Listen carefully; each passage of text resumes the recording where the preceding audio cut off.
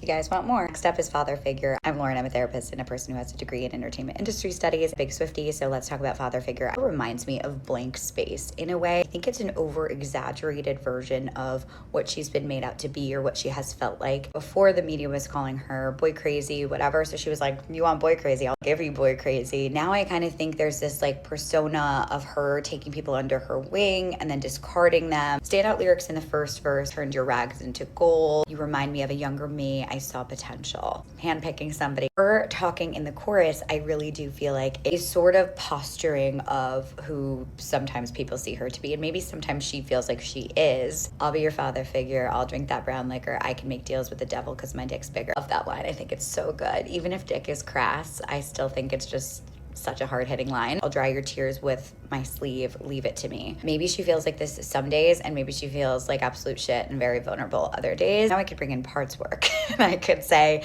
maybe there's one really confident part of her, and this is also like the confident part of her having its moment. There's also a couple of lines in here that I find really interesting, like I'll protect the family, and then the line about loyalty. I don't know what order to go in. I think there's something in here about if you act like you are the shit, and if you act like no one can ever touch you, you will never be betrayed, but that's not true. And they want to see you rise, but they don't want you to reign.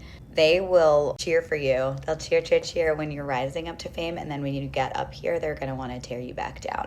Very apt for the way that she's kind of talked about her career. Overarching theme of the life of a showgirl and what the realities of that are actually like. If we're taking the song very literally, it is kind of shitty to give all of your tricks of the trade away, be very generous, and then feel like somebody does kind of turn around and bite you in the butt. I think she's kind of getting her anger out about the times that that might have happened to her. Again, from this very like posturing, very I'll show you how big my dick is kind of energy. What we know about that kind of energy in the world is that underneath it is a vulnerability. And I just did Eldest Daughter on my page, basically all about that vulnerability, hurt young child on the inside. When you see someone like this out in the world, that's usually what's happening, is that this is their coping mechanism for how to deal with that. And now we're at the fridge. I saw a change in you. They don't make loyalty like they used to. You had to get rid of me. And then I think this Godfather reference is really interesting. Sleeping with the fishes. Like she's this big mobster, like she owns everything around her. And we know from other songs and we know from other interviews and stuff, she doesn't always feel this way. Mistake your kindness for weakness and find your card canceled is also really funny. It's like she really is the dad. This empire belongs to me is how she ends it, and I think that's sort of like a plea, like she wants to hold on to her fame. What do you guys think, and what's next? I don't know which one to do next.